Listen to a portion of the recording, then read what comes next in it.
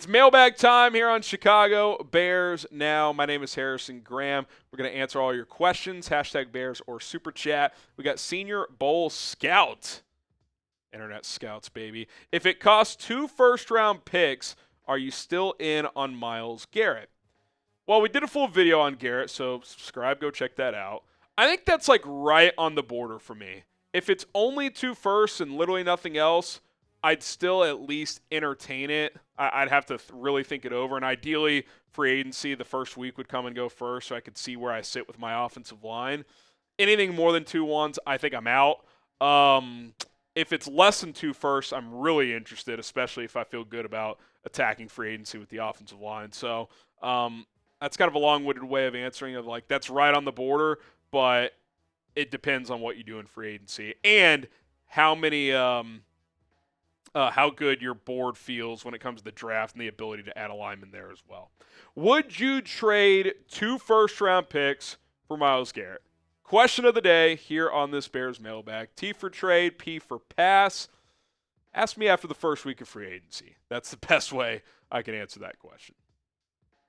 DC Viper, Kaleb Johnson at 39 or 41 would be a great pick. Also, Kaleb to Kaleb connection sounds real good. What day 2 backs could complete the 1-2 punch? Well, you just named one of them. I saw Matt Miller's mock had a Marion Hampton fall into 39, who I like better than Kaleb Johnson. So if he falls there, I'd be interested in him. Both Ohio State backs, Travion Henderson and Quinshon Judkins. Devin Neal out of Kansas. LaQuint Allen out of Syracuse, who Kuiper loves. He's pretty explosive. R.J. Harvey out of UCF. Where does Ollie Gordon fit in? Maybe some of those guys slip to the 4th round, but there's a lot of them, man. There's a lot of good backs in this draft. OG Latino Heat 24 says, who do you think will really impact us and help us rank up better? Like players or coaches? I mean, I think it starts with the coaching. You hope that this Ben Johnson staff with Dennis Allen on the defense and all the assistants are just a massive upgrade. But, I mean, obviously, Caleb Williams, he's got to take a step in year 2. That's obvious. You need more out of the running game. So whether that's getting better up front, getting better at running back, both, you need more pass rush help. So, you need Montez Sweat to bounce back. You need Dexter to take another step. You need to add a piece in free agency or the draft. So, you got to get better in the trenches. Your quarterback's got to get better, and the coaching needs to be better. And I feel good about all 3 of those happening because you have the assets to improve the trenches. Caleb with a competent offensive coach, I feel good about at least some level of improvement. And then just the coaching, it was so bad last year. Can it really get worse? So the question is, how much better can it improve? Because you won 5 freaking games. You need to, to make the playoffs, you're probably going to have to double that. So, all right, subscribe to the channel. We got full Bears offseason coverage here, and we do these mailbags on all of our live shows, which are every Monday and Thursday at 4 o'clock Central when we have breaking news, big breaking news and go live. We take your questions as well. So always have those notifications turned on. That way you know exactly when we publish content and when we go live. All right, Mr. Washington, what will we do about Kiran Amegadjie? We still developing him? Yeah, I mean, look, what are you going to get for him in a trade, right? Like a 5th at most. I mean, 6th. I think you put him through the Ben Johnson, Dan Roshar boot camp and see what you got, right? You took him in the 3rd last year. I think it's way too early to punt, especially if you're not going to get anything for him. But at the same time, you do not operate with him as a starter. Like, you view him as like, hey, you're a backup. If we don't add a left tackle, hey, good luck. If you can compete with Braxton Jones and beat him, cool. We're going to get you some reps at guard as well. That would be my plan for him is like, he's your backup left tackle. If he takes huge strides and pushes Braxton, I think he's got the physical tools to have a stronger anchor. I don't know if he's as athletic, though, so we'll see. He's obviously got a long way to go, but I think he's still worth investing into. Just don't assume he's a starter this year. Like, they can't operate like that, and I'd be shocked if they did. Soldier Bear 85, do you think we can get Trey Smith with the amount of salary the Patriots have? They absolutely can because eventually teams stop. I mean, the Patriots, they have over $100 million in cap space, but they're not going to give him like $35 million a year.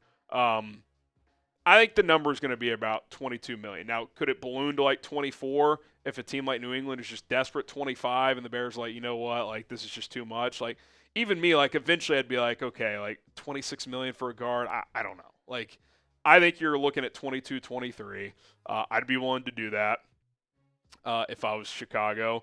But, desperate teams do crazy things. Could New England say, we're going to give you 26 a year on a 5-year deal and 90% of it's guaranteed? Well, if they do that, you kind of just tip your cap because that's kind of an unprecedented contract for a guard.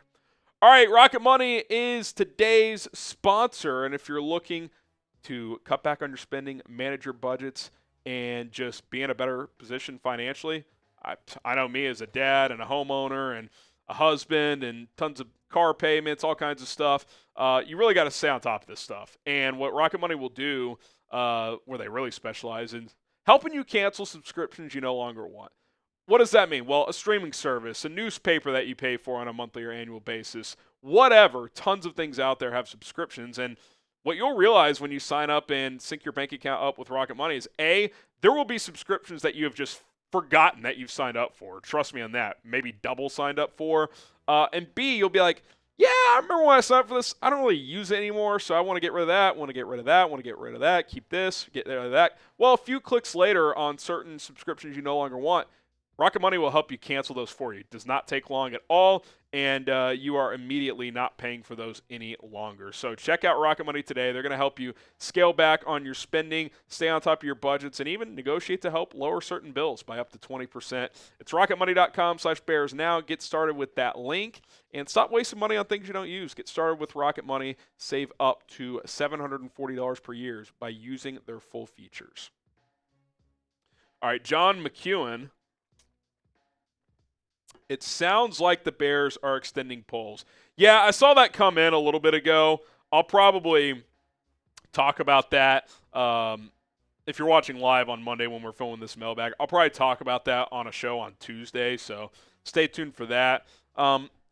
It makes sense. Like, the second Ben Johnson was willing to work with him and you're keeping him, like, getting them aligned, regardless of how we all feel about polls, like, probably makes sense to get the alignment right for once. And Ben Johnson clearly is willing to work with him. And I said that all along. While I probably would have pivoted because I was worried that polls might cost you Johnson, clearly that wasn't the case. So now that you got Ben, you want to get these guys on the same timeline, I'm all for that.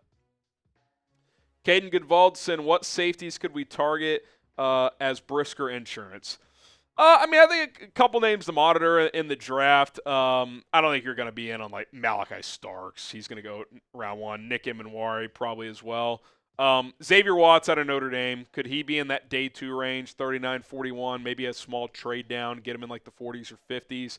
I think he'd be a ideal guy. Byard's got 1 year left on his deal. Brisker, like you said, we don't really know his status. Now, if you feel good about him and Byard, but you still want, like, a piece for moving forward, maybe you're looking for early day 3 guys. I'm not sure, but I do think that you're going to have to add somebody at that position.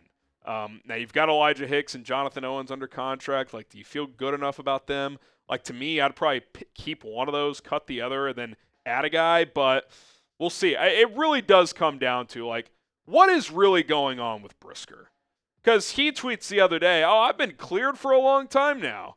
Well, in Week 18, he was still not cleared. So, like, where are the Bears at with Brisker? I think that's a complete unknown. And I think it's something that, honestly, I hope we get clarity on before the NFL draft. Who do you guys think is going to win the Super Bowl? Are you rolling with the Chiefs 3-peat or the Philadelphia Eagles? KC for the Chiefs, PHI for the Eagles. Let us know who you got. Super chat from Club Dub, my guy. Do you think that the Bears will do more work on the O-line in free agency or the draft?